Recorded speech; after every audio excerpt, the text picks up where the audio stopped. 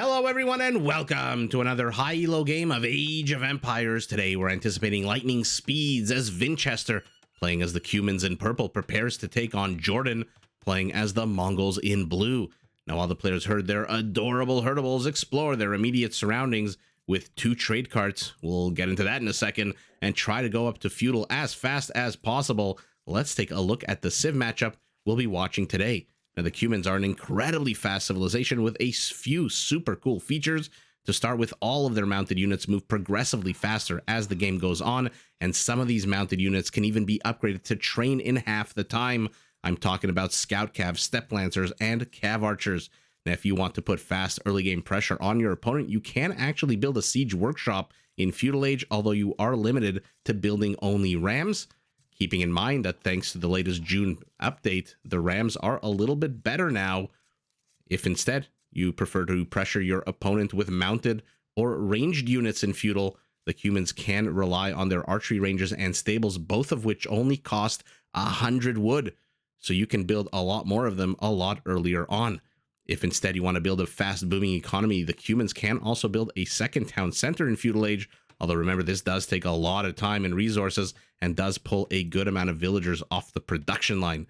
Now, to protect your booming economy, the Cumans, like the Goths, do not actually have stone walls, but unlike the Goths, their palisades come with 33% more HP. Bet you never saw a trade cart pushing a deer. You have now. Now, once you've established your base, your first castle is up, you can begin training your unique unit, the Kipchak.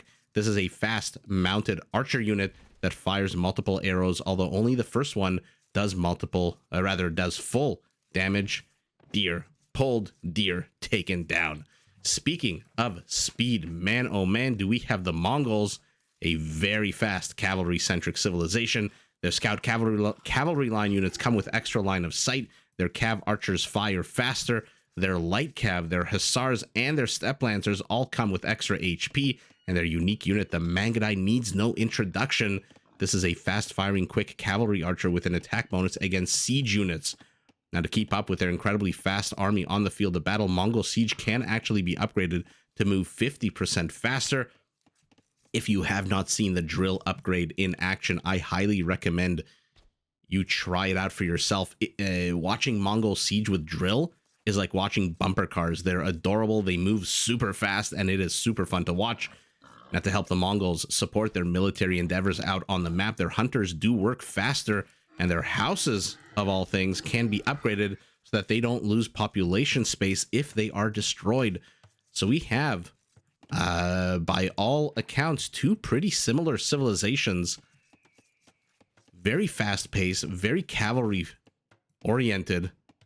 And look at this incredibly slow scouting unit. Now, you might be wondering, why the hell do we see each player starting the game with 2 trade carts?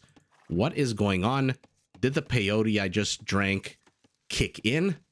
No, it did not, although maybe it did. I don't know. I don't know what you're imbibing as you watch this game. I'm going to zoom out. Apologies to anyone on a smaller screen. Take a look at the map. This is Marketplace. Hello and welcome. Why is it called Marketplace?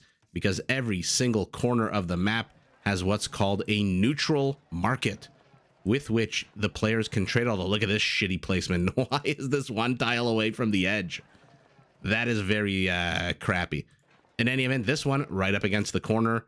And just in case you were a little concerned that Age of Empires is becoming a little too PG-13, Vlad the Impaler has made his way over here. And these pikemen, oh man, and this spearman did not stand a chance. I guess with these 2 cavalry-centric civilizations, it would be the infantry. Here you've got, it looks like a man-at-arms. Oh my goodness, how morbid. I love it. In any event, these neutral marketplaces do allow players to trade. For example, if you build a market here, you can trade with this market to the north, this market to the south. And I guess that's why in Marketplace you start with 2 trade carts instead of 1 scout. Although take a look at their speed, only 1.00, which means the scouting is much, much slower. And these carts are much, much more susceptible to getting hurt, injured, and even killed.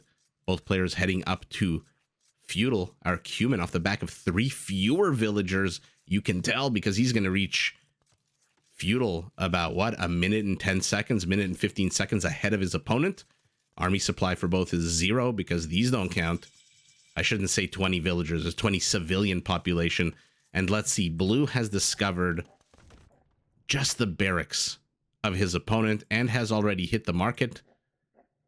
Purple, with 2 very aggressive archery ranges, has discovered exactly where his opponent is. So remember, again, for the Cumans, oh, but he gets found out. For the Cumans, these only cost 100 wood, not 175, which means he just saved himself 150 wood by building 2. This is like when you go shopping and something that's super expensive is on sale, but you know how those sales work, right? If it's if it's 10% off, you know they jack the price up 10% first and then applied the 10% discount. Oh, look at this. Keeping tabs, Vinchester, making sure JorDan doesn't build a market that he doesn't know about. Goes a little back, a little, this is going to be hilarious to watch, just keeping tabs on each other. Second trade card is here as well. And now the Spearmen, not having gotten the memo that Spearmen are not welcome here, is moving towards JorDan's base, starts poking at a house. 2 archers from the south as well. 4 army supply to 0 civilian population identical, and now a market is going up for our Mongol. Once that market goes up, let's see how much gold he's going to pull from this market, which is incredibly far away. Let's take a look at the bases in the meantime. A barracks, an archery range, a blacksmith going down. So he's going to have his second requisite structure to go up to castle. What he won't have is 500 food still. Our Cuman, take a look at this dispersed base. Wow. 2 archery ranges in the front, the barracks to the north. So he's trying to put multi-pronged aggression on. And in case you didn't notice, there is a big forest. Think of this as a more open hideout. You know what Arena is to Arabia, this map is to Hideout. And look at this, sending his trade cards 2 different routes. 111 gold on the back of each one. You can tell because there's a nice big sack on it. The cart, not the ox. Looks like Vinchester's archer did die. Then his friend joined him in the afterlife. But does he care? He's continuing to stream units in every single direction. Trade carts wisely split up. Number 1, you get a lot more scouting done, even though they are going down routes that are already explored. I thought maybe he'd send them a little bit more north to get some scouting, but also the risk of them getting attacked. Look at this. If there were 2 here, it would be very bad for JorDan. Oh, oh no, he gets sandwiched. 111 gold is at jeopardy here. The ox is doing his best. the trade card driver is whipping him. Why did he stop attacking Vinchester? No, you had him so close to death. 6 HP away. And now the skirmishers are like, phew, we were moving out to sacrifice ourselves to make sure these archers didn't get the trade card. Instead, we don't care because the trade card is safe. Will he see it with this card? No, he does not. It's somewhere here in the dark, somewhere in the ether. Looks like he has a market up himself, going for a bit of a closer one, so only 52. Only 52 gold. And look at this card, by the way. Oh, hugging the border of the map, making sure that nothing will ever find it. Gambling, rolling the dice that there is no Cuman army anywhere on the periphery of the map. And so far we know, or we suspect, that he's going to make it home safe. Another archer, our Mongol, 4 kills to 0. So a little bit of a different opening, let's put it like that, compared to the standard Arabia map. Let's take a look at where the resources are. Primary gold for our Cuman, nice and secure in the back. Primary gold for our Mongol, not so nice and secure in the front. Both players already jacking lumber from this big giant forest in the center of the map. And look at our Mongol, greedy, going straight through the infrastructure. One scout going to shoo this away. Oh, 2 ships passing in the night. Oh, these archers are going to kill themselves. Oh, when they find out what the hell just happened, how they did not manage to stop, and now he's going here for 32 gold. I guess it is much, much closer. So our Cuman, Vinchester, opting for the less risky, but also less profitable venture, this trade route, whereas JorDan is going full Marco Polo here, traveling across the entire known world, or I guess unknown world, risking it for that biscuit. And now he's going to wall himself in. Left a big opening for the trade cart to go through. 13 army supply to 9. Our Mongol has lost a few units, but it is the Cuman who loses the scout to the archers now. Okay, 1 farm, not bad. Oh, nobody's entering the town center fire. JorDan reacts super fast. And 1 archer pays the price. 111 gold in the sacks for the ox. Where is his second trade cart, by the way? And has he repaired it? No, he has not. And it is, by all accounts, looks like it's headed straight for archers. Might want to help this guy out. Okay, never mind. Forget that. It has a royal guard. Both players heading up to Castle Age, although this time it is our Mongol, perhaps with more gold from the trade route, who is heading up first to Castle. Will be there about a minute and a half ahead of his opponent. We'll see what he can do with it. Army supplies basically identical. 16 archers to 14 archers. Let's take a look at upgrades, see if that makes a difference. +1 plus, rather, +1, 0 to +1, +1. So our Mongol going quality over quantity. Also has 2 skirmishers mixed in here. What'll he upgrade first? The crossbows, of course. He's got 14 archers. These skirmishers are going to be very important in the upcoming battle. Trade cart goes south. Trade cart goes north. Our Mongol here pulling good amount of gold. I want to see what the trade is at the end of the game. Bodkin also for him. Okay, so we're going to see Archer Wars. Oh, no. Our Cuman needs to back away. Although he does. Did he see? He must have seen it. Yeah, he sees it. So he is going on a chase of trade carts. Okay, his unit's a little weaker, but it is on the high ground. That being said, maybe he's posturing a little bit too much, trying to do a little bit too fancy of a footwork here, and takes a lot of unnecessary fire from these crossbows. Oh, man, this trade cart just so ballsy. So ballsy with 6 HP. And in 5, 4, 3, 2, 1, our Cuman will be in Castle Age as well. Let's see what he does with his archers. Bodkin, where's that crossbow? There it is. Like I said, these are 2 very interestingly similar and yet significantly different civilizations, right? I mean, their bonuses, their features affect the same units, which remember that the Cumans and the Mongols are the only civs in the game to have step lancers. I mean, the Tatars as well. So 2 of the 3 civs in the game with step lancers, you're watching them. Not that I see any step lancers or even a stable for anybody, but it's funny that one player's Cav archers fire faster, the other players can be upgraded to train faster. One moves faster, one has more line of sight and HP when we're talking about things like light cav and hussars.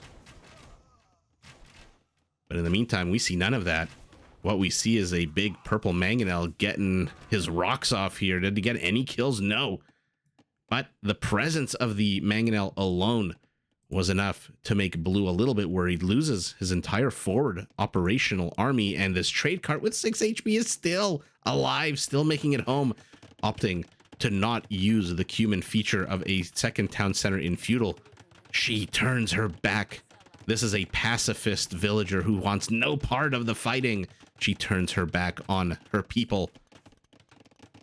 Second town center also for our Mongols. Civilian populations pretty much identical. Army supply pretty much identical.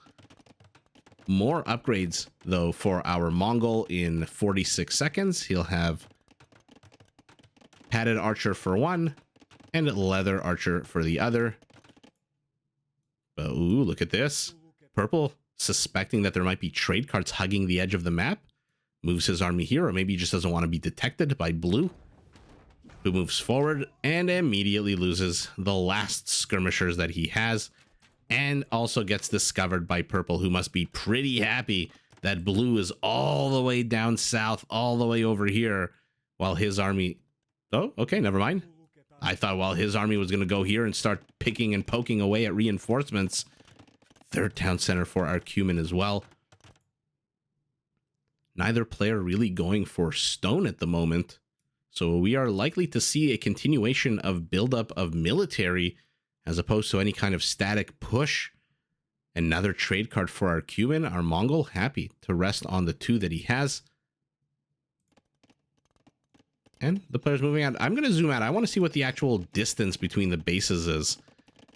It's not that close.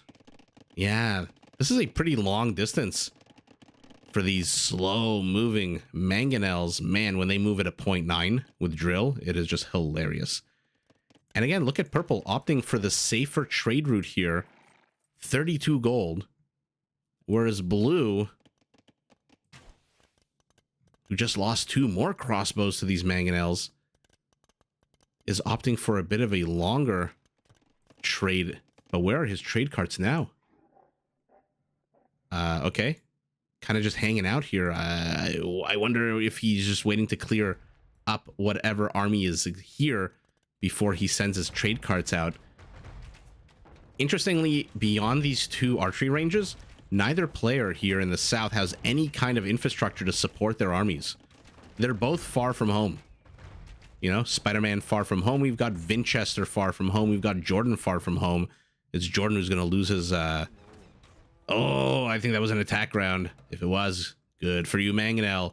But they are both going to be able to reinforce, but not that quickly.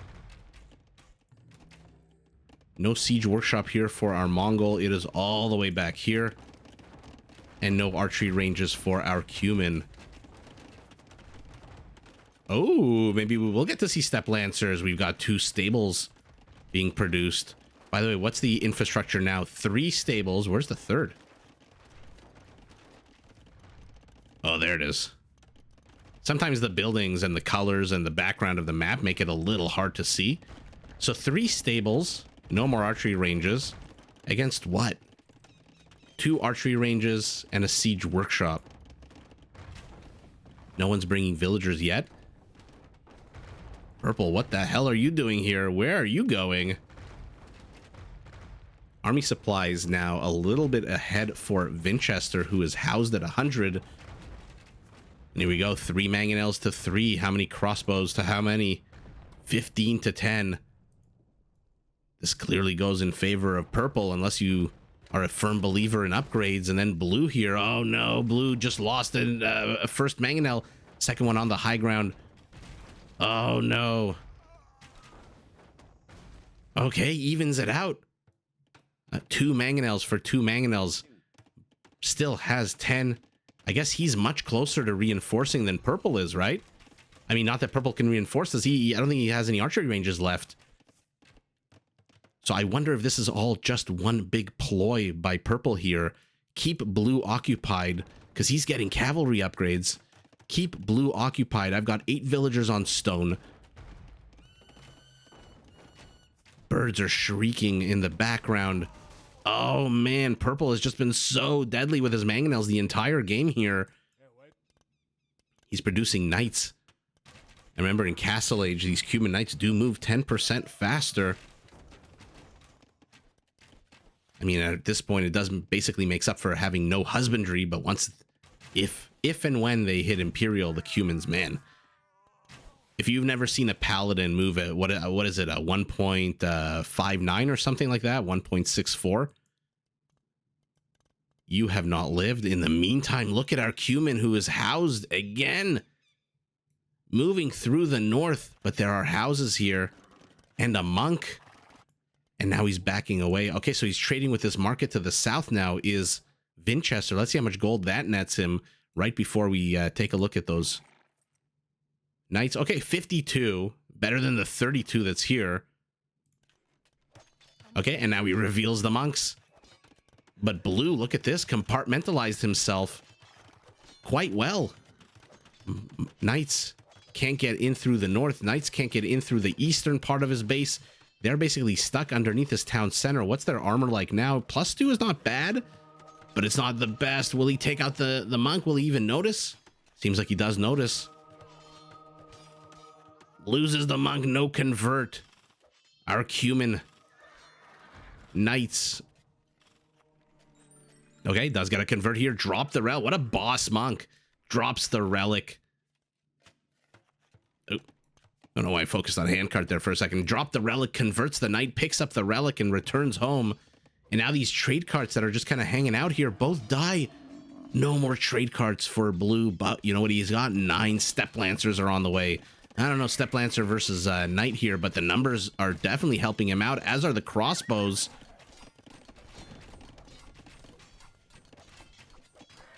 And the last knight here dies to crossbow fire. 22 army supply to 17, but our Mongol is down in villagers, and this is what I thought Vinchester was planning all along. Look at this. Another stables. Oh no, will he get caught out? Well, I mean, they're definitely going to see the villagers. Oh, the stragglers get caught. You slow moving. Oh, I was going to say something mean, but no. Oh my God. Last one to the castle is a, whatever it is where you were growing up, a rotten egg, a bad apple. In any event, they're dead, all of them. And no more castle for Vinchester. Has to cancel it. Literally no point in keeping it up. Knights trying to break into here, but 2 monks move in. Definitely want the convert if they're not revealing themselves until now. Gets one. Oh, Vinchester deletes the others. Things are going really pear-shaped here for our purple Cuman. Okay, he's got camels. He's heading up to Imperial. These camels are going to be pretty good. You know, it's not good, though. The quantity. He needs a lot more. And with the crossbows, remember, camels come with 0 base pierce armor, which makes them quite flimsy against ranged units. Trade cart, trade cart, trade cart. Where are you going? Oh. But purple will get his castle up this time, but a defensive castle. But. I keep saying the word but. Let's see. These guys now move at 1.5, not the 1.00, and a minute behind his opponent. Our Mongol is also heading up to Imperial. This trade cart, again, in theory, the trade cart should be able to outrun these knights, but the minute it turns around, it's going to take 1 or 2 whacks. 1 whack, and then the pathing might betray it. Step lancers surround the stable, say, not today. You are not training anything out of here, Mr. Cuman. Trade cart still on the lam. It is hilarious to watch these. Oh, is he going to reconvert? No, JorDan decides to delete it. You're not getting your knight back. And now he's retreating to the safety of his castle. Okay, so we've created a DMZ here in the middle, where, by the way, there is some contested gold. 3 patches, 3 patches. And the trade cart makes it home with 11 HP and a 52 gold payload. I mean, purple's had trade going for quite a while. He's up to 7 trade carts. But look at army supply at the top of your screen. Triple the army supply for our Mongol, and not shitty army supply. This is Step Lancer army supply. Oh, mama, what is going to happen now? What do you even do here? You have to engage. You have no choice. You have to try to shoo them away. Okay. Our Cuman in Imperial, but so far using his Imperial status to get gold shaft mining. Okay. Another column of Mongol units. JorDan, I think, knows that he's ahead significantly, and so he's maybe taking a little bit of a breather with these Army Group East, but Army Group West is retreating. And what will happen here? I mean, Vinchester's, now he's down still a third, 22 army supply to 66. Is he just going to take one big fight, see how many units our Mongol has? Okay, he's 47 seconds away from Cavalier. Plate barding armor. I mean, he saw this army. Oh no, why are you engaging now? By the way, take a look at the Cuman speed. 1.56 on a knight / Cavalier / Paladin. Horrible time to engage. You're 15 seconds away from Cavalier. Oh, this is just gonna be GG. Oh, these Step Lancers. And now he retreats. 5 of them retreat. That's all that's left of this army that came forward. He's got very little gold. He's just sold a bunch of stone. Said he can produce 5 more cavaliers. Let's take a look. 17 cavaliers total. You know, 17 cavaliers. 37 step lancers. Ugh. I thought maybe this, if it was a... yeah, I'm not surprised. That was just a terrible engage there for Vinchester. Absolute terrible. Upgrades on these step lancers, fantastic. +2/+2. But even the cavaliers, which, by the way, look how much stronger they are. 13... sorry, base 12 against base 11. Yeah. And look at this. I don't think purple has seen this. I don't think this castle has started yet. And you haven't seen anything here either. And just, I think Vinchester maybe thought he had more time. His economy, 129 civilian to 114. I think his trade is up. And even though now it's 63 because he moved the market to the west side of the map. I guess he deleted the market that was here. No, he just bypassed it. So these trade cards are delivering a lot more of a payload, but focused a little bit too much. Took an absolute questionable engagement here. I really wonder why he took this engagement 15 seconds away from hitting cavaliers. In any event, 44 cavaliers to 60 step lancers. I think the cavaliers take that, no? Assuming equal upgrades. Look at this hero level micro out of Vinchester. Amazing. A few minutes ago. Peak APM also for our Mongol a few minutes ago. Where's the trade profit? Look at that. You know, in a 1v1, this is like a relic, right? It's like having a number of 4 relics got him 712. No relics. He still has 1822, but at the end of the day, resources pretty damn identical. Wood, a little bit more for our Mongol. Food, basically identical. Gold, a little bit more for our Cuman, thanks to the trade. Stone, not even 1 castle's worth of difference. Kill count, sub 100 for both. Villager kills also quite small. But what a fun game. Imagine a 1v1 where you can get trade going. I mean, look at Blue.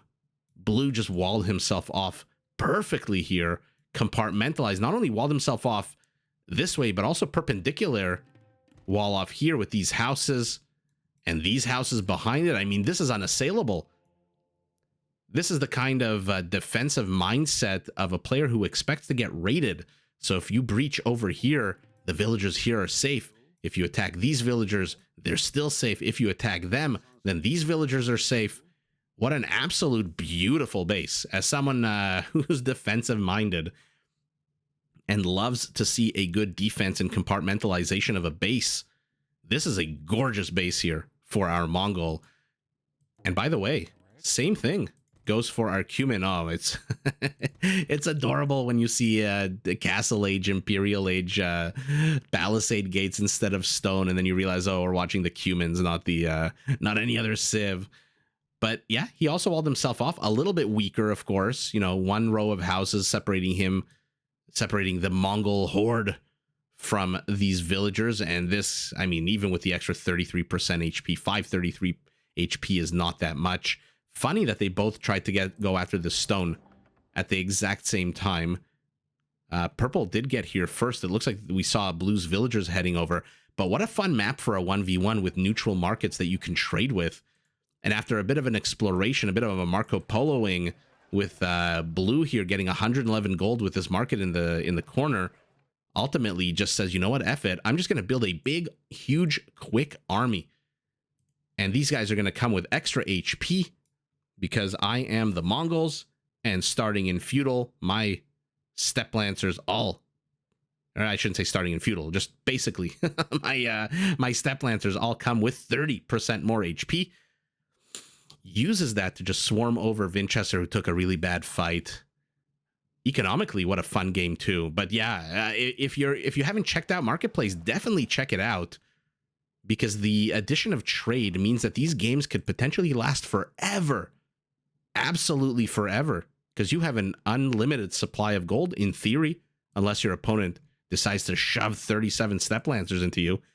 In any event, it is our Mongol who wins the battle of speed here on Marketplace, takes the big W despite a good economic base for his opponent.